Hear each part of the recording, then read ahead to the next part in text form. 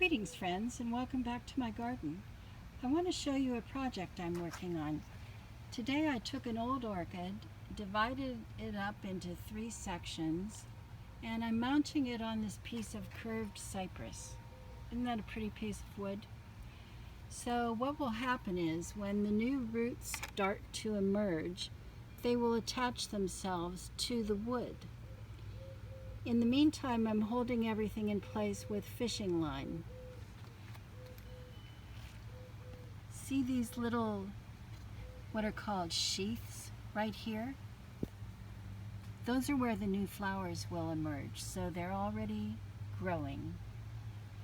Now what I want to do is, this will be placed in an area that will get a spray of water every morning for about 5 minutes.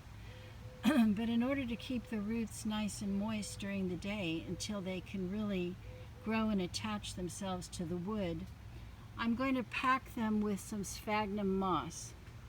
The sphagnum moss will hold water like a sponge, and it'll just keep those root areas nice and wet.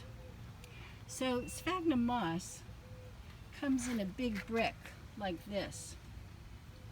It's compressed and you have to tear it apart, which I use a claw like this to do. Now, what's interesting about sphagnum moss is it holds a lot of bacteria and fungus and sometimes even viruses.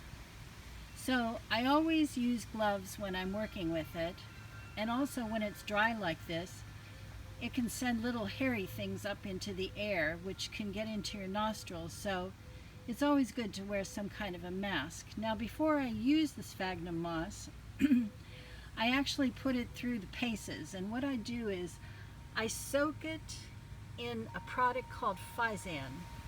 And see, Physan combats against algae, fungus, bacteria, and viruses. So I'll take a portion of this sphagnum moss, I'll soak it in a tub filled with water and the proper proportion of Physan. I'll soak that overnight, and then the next day I'll let it all dry out, and then I have a batch of sphagnum moss that I can use for all my various uses.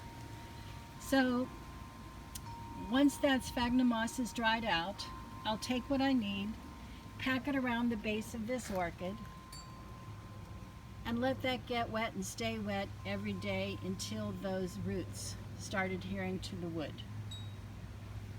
So I'll show you what that looks like after I get my sphagnum moss all set.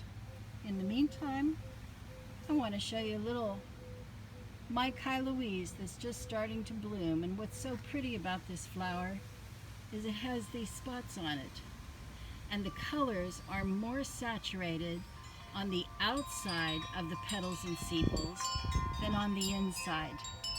It's a very unusual color combination. Okay friends, thanks for stopping by. Take care.